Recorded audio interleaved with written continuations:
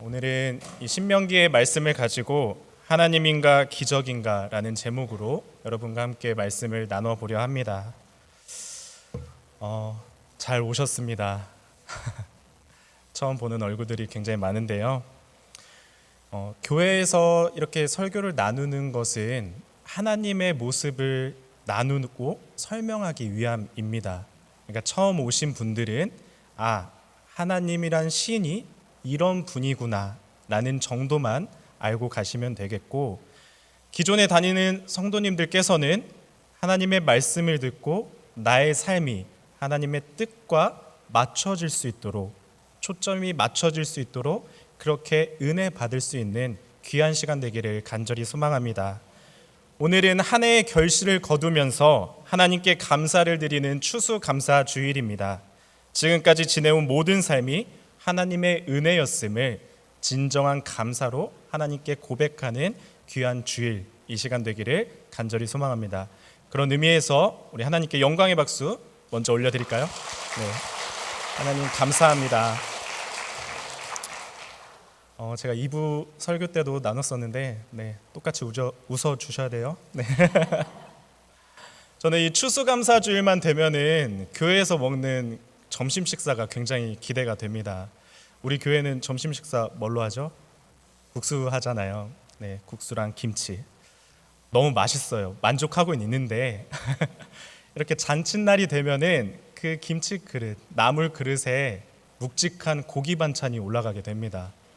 그러면 제 마음이 너무 풍족해지고 거기에 따른 하나님께 감사한 고백이 넘쳐나게 됩니다. 오늘 점심도 기대하셔도 좋으니까 꼭 드시고 가세요. 아시겠죠? 네, 주일학교 시절, 그러니까 저의 어린 시절을 떠올려 보면은 다양한 과자를 먹을 수 있어서 참으로 감사했던 기억이 있습니다. 사진 한번 보여주시겠습니까? 이 과자들 아세요? 제가 좋아하는 과자는 아니고요.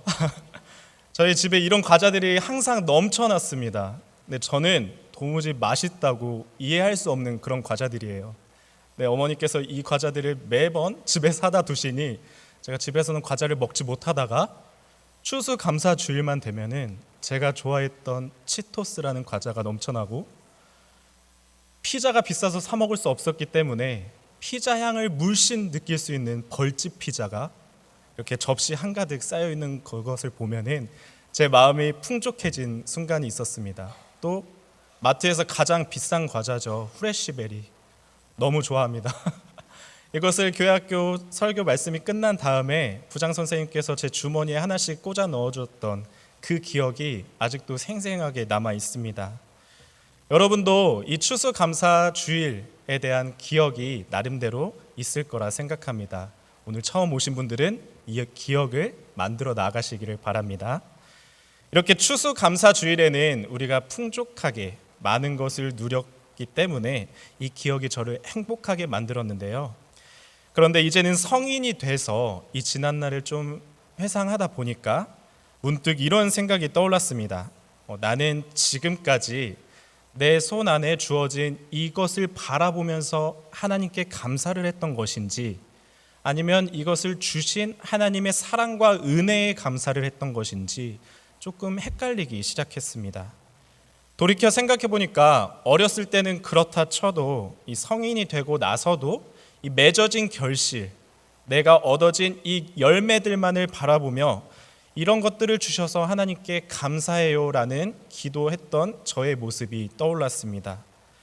나에게 주어진 이 결과만을 바라보며 다음에는 더 풍족하게 채워주시겠지라는 기대감으로 하나님께 감사를 드렸던 것이죠.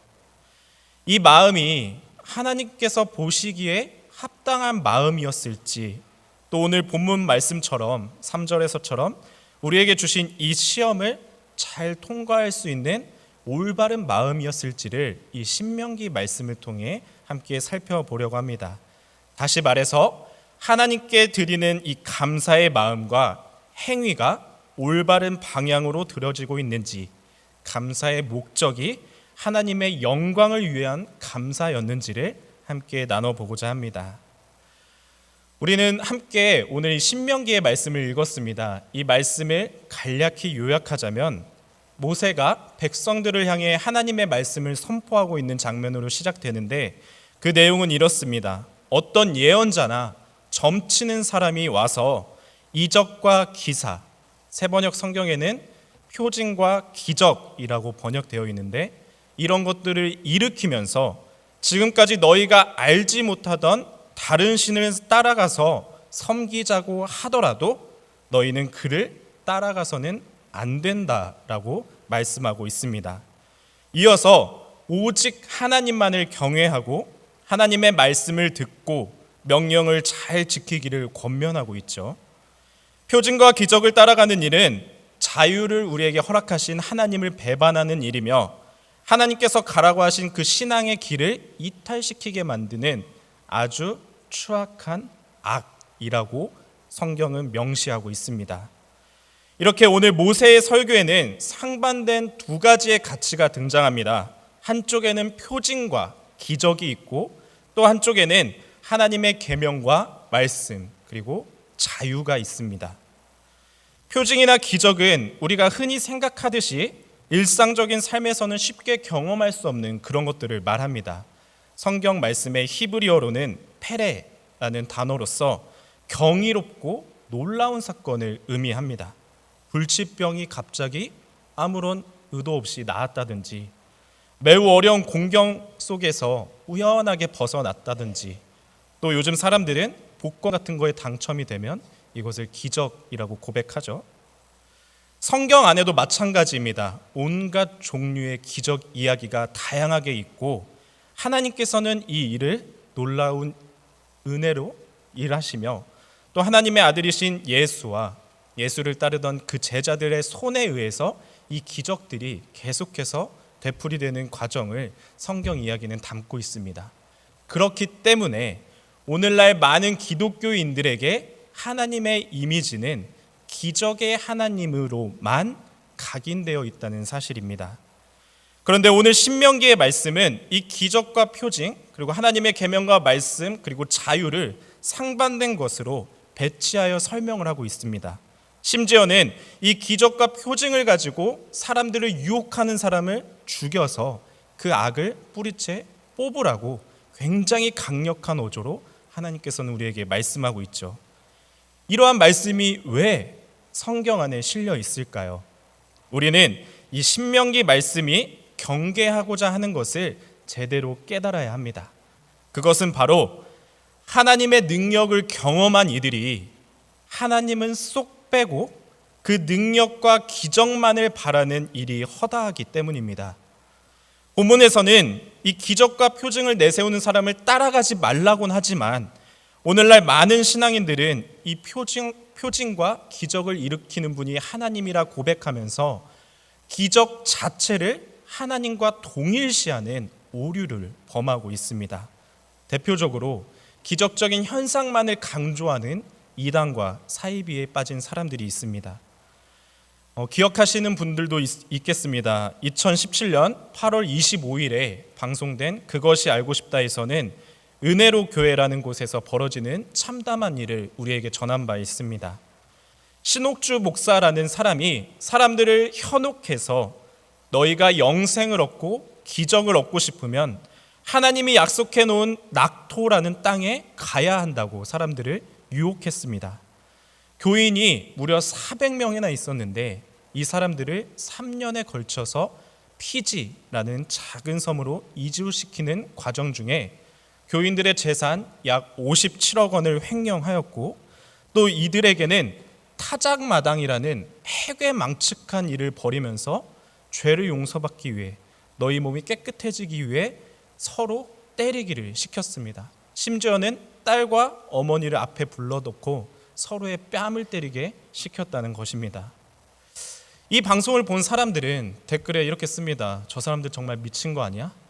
라고 분노를 표했지만 사람은 언제나 나약한 존재이고 불안정한 존재입니다. 그래서 어떤 상황이 되면은 모든 사람들이 그렇게 하니까 나도 그렇게 할 수밖에 없어 라는 군중 심리에 따르게 됩니다.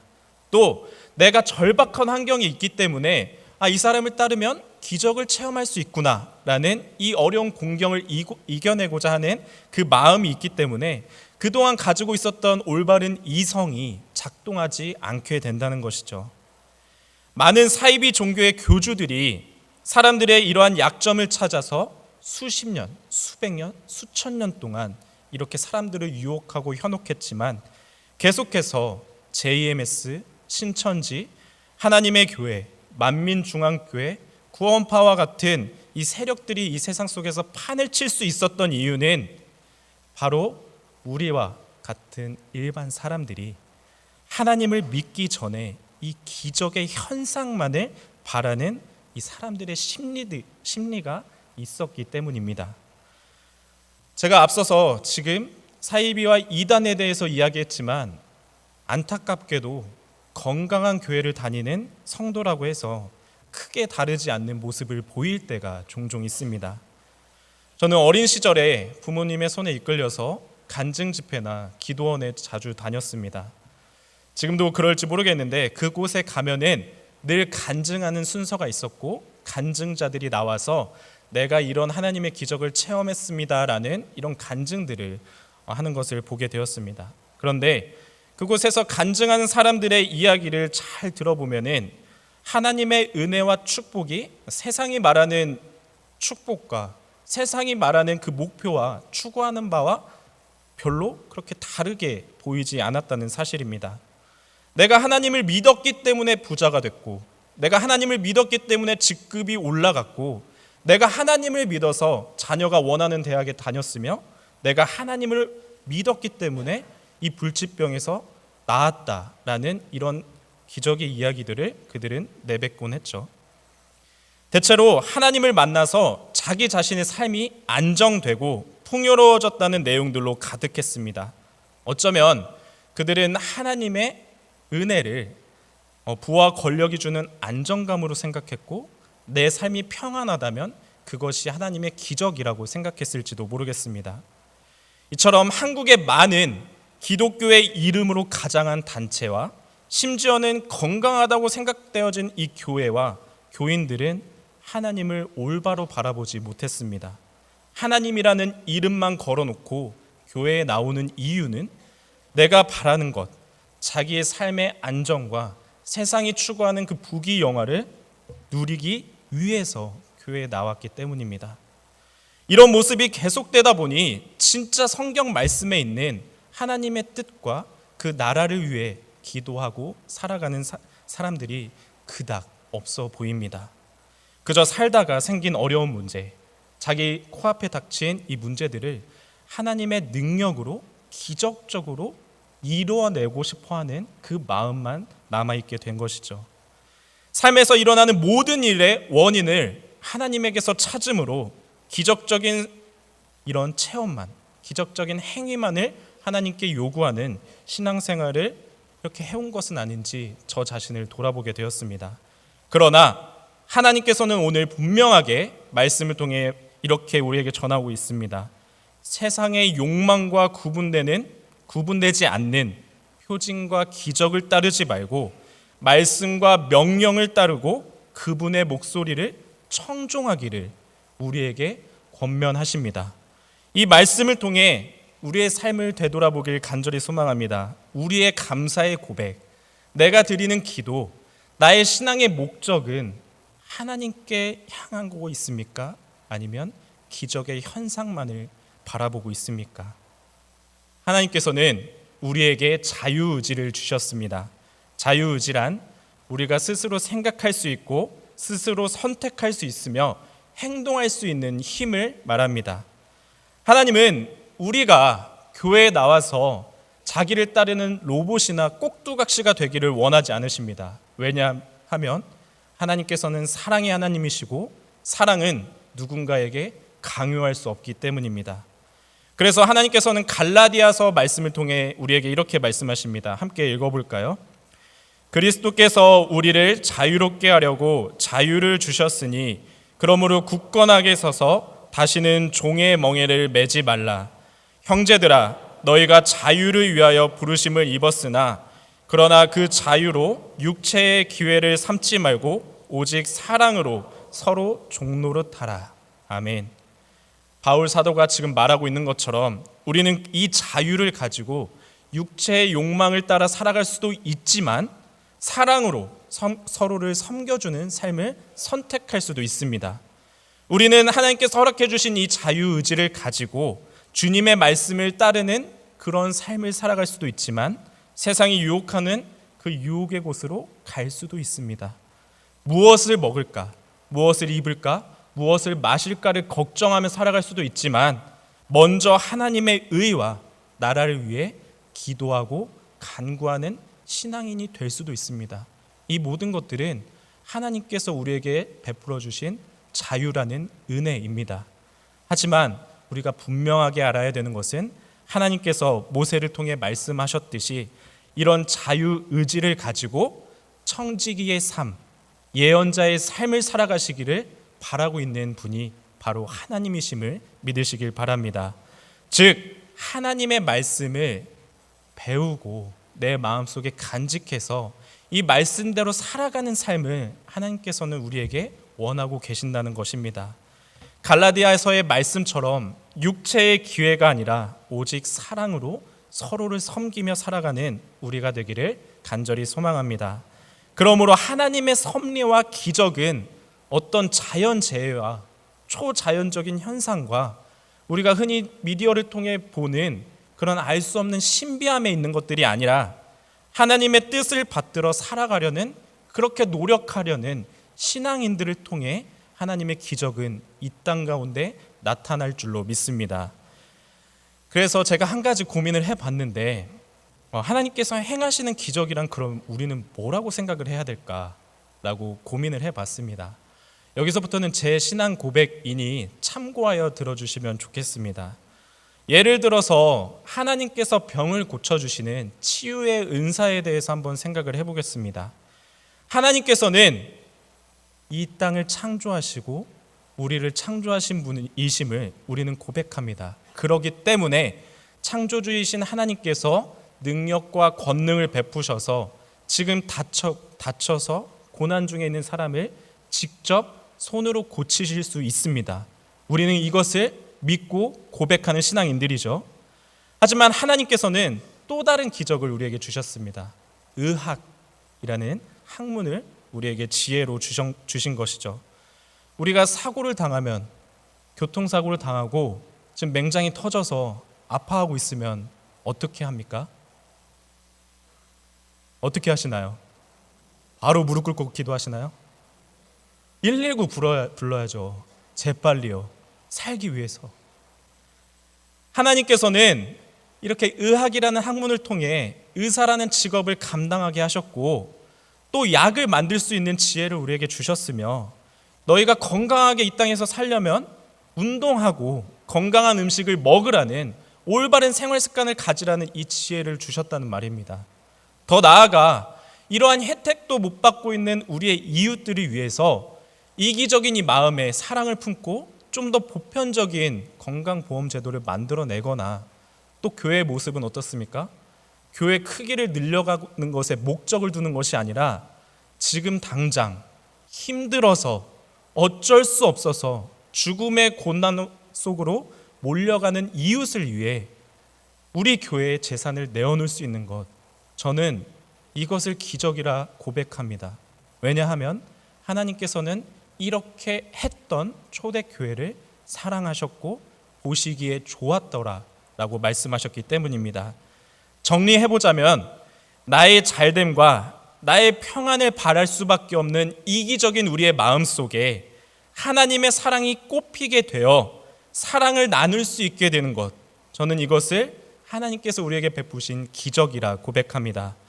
죄와 욕심으로 가득한 나의 마음속에 하나님의 마음인 긍휼한 마음을 우리에게 주셔서 이웃을 단순히 사랑하고 좋아합니다라고 고백하는 게 아니라 내 몸을 사랑하듯이 사랑할 수 있는 이 마음, 그러한 삶을 살아갈 수 있는 우리의 삶이 진정 하나님의 기적은 아닐지 고백해 봅니다. 그래서 예수님께서는 베데스다 연못에서 38년 된 병자를 고치시고 네가 나았다 하지 않으시고 너의 자리를 걷어 걸어가라 라고 말씀하십니다. 왜냐하면 예수님의 기적의 목적은 이 병을 단순히 고쳐주시는 것에 있는 것이 아니라 처음 사람의 모습, 처음 사람의 창조된 모습, 건강하고 자유한 모습을 회복하여 이제는 세상 가운데 나아가 하나님의 나라를 꿈꾸며 살아가라고 네 병이 나았다 하지 않으시고 네가 네 자리를 걷어 걸어가라 라고 말씀하신 것이죠. 가서 자유한 삶을 살으라는 것입니다. 이것이 하나님께서 우리에게 베풀어 주시는 기적입니다. 그래서 저는 환자들을 위해 기도할 때 이렇게 기도합니다. 하나님, 암을 쫓아가서 없어지게 해주세요. 이렇게 기도하지 않습니까? 하나님, 지금 내가 앉아서 못 일어나는 상황이 있으니까 일으켜 세우세요. 이렇게 기도하지 않습니다. 저는 기도할 때 병이 낫게 해달라는 이 현상을 기도하는 것이 아니라 병과 질환 때문에 억압된 이 모습을 창조의 모습으로, 자유한 모습으로 회복시켜 주시기를 기도합니다. 이게 맞는 것인지는 잘 모르겠습니다만 저의 신앙 고백입니다. 이 기적 행위만을 쫓아가는 이것을 경계하기 위해서요. 여러분도 앞으로 기도하실 때 내가 원하는 것을 쏟아내기보다는 하나님이 나에게 어떻게 기도하기를 원하시는지 이렇게 기도의 순서를 바꿔보시기를 간절히 소망합니다. 다시 오늘 본문으로 돌아와서요. 모세는 기적이나 표징을 쫓아가지 말라고 합니다. 대신에 하나님의 명령과 계명을 잘 지키고 그렇게 살라라고 권면하고 있죠. 더불어서 예수님께서는 구약 성경의 모든 율법이 하나님을 사랑하고 내 이웃을 내 몸과 같이 사랑하라는 이 율법에 다 담겨 있다고 우리에게 말씀하여 주십니다. 그렇습니다. 기독교인들, 교회를 다니는 신앙인들은 하나님의 기적을 믿는 것이 아니라 사랑의 하나님을 믿는 줄로 믿습니다. 예나 지금이나 하나님께서는 이렇게 하나님의 뜻을 진지하게 섬기고 따르는 사람을 찾고 계십니다. 딴 길로 가지 않고 한눈 팔지 않으며 오로지 하나님만을 경외하고 먼저 하나님의 나라와 의를 구하는 간절한 신자를 찾고 계십니다. 그러므로 우리는 이러한 하나님의 속성과 모습을 알고 그 하나님을 우리 마음속에 모시고 자신에게 닥칠 고난을 예견하면서도 세상의 불의와 맞섰고 하나님의 뜻에 맞게 올바른 신앙생활을 해왔으며 십자가를 지고 하나님 나라를 위해 나를 산 제사로 드렸다는 이러한 간증이 여러분과 저의 입술에서 터져 나오게 되기를 주님의 이름으로 축복합니다. 또한 여러분과 제가 드리는 이 하나님을 향한 고백이 초자연적이고 기적을 바라는 고백이 아닌 사랑의 하나님을 만난 그런 고백이 되기를 간절히 소망합니다. 예수님께서는 분명하게 이렇게 말씀해 주셨습니다. 너희는 먼저 하나님의 나라와 하나님의 의를 구하여라. 그리하면 이 모든 것을 너희에게 더하여 주실 것이다. 여기서 말씀하시는 하나님의 의란 변하지 않는 하나님의 사랑을 찬양하는 것과 신실하신 하나님을 믿는 것을 의미합니다. 그 뒤에 나오는 모든 것은 우리가 원하는 게 되겠죠. 순서를 바꾸시면 안 됩니다. 우리가 먼저 해야 될 것, 즉 하나님을 진심으로 사랑하고 하나님의 신실하심을 믿고 경외하는 자에게 우리의 원함, 우리의 목적, 우리가 소원하는 모든 것을 주신다고 분명하게 약속하셨습니다. 그러므로 우리는 하나님을 나의 필요 때문에 찾는 것이 아니라 먼저 하나님을 만나는 일에 온 정성을 쏟으며 그분의 뜻을 발견하기 위해 목숨을 거는 건강한 성도님들이 되시기를 간절히 소망합니다. 그리하면 우리의 세밀한 음성까지 들으시는 주님께서 이 모든 것을 더하여 주실 줄로 믿습니다. 마지막입니다. 야고보서 4장 2절 하반절과 3절의 말씀입니다. 우리 말씀 함께 읽어볼까요? 너희가 얻지 못함은 구하지 아니하기 때문이요 구하여도 받지 못함은 정욕으로 쓰려고 잘못 구하기 때문이라. 아멘. 내가 주인 삼았던, 내가 하나님보다 더 사랑했던 그 모든 것을 내려놓고 온전한 모습을 회복하여 마음과 정성을 다한 진정한 감사의 고백이 터져 나오는 이 추수감사 주일이 되기를 주님의 이름으로 축복합니다.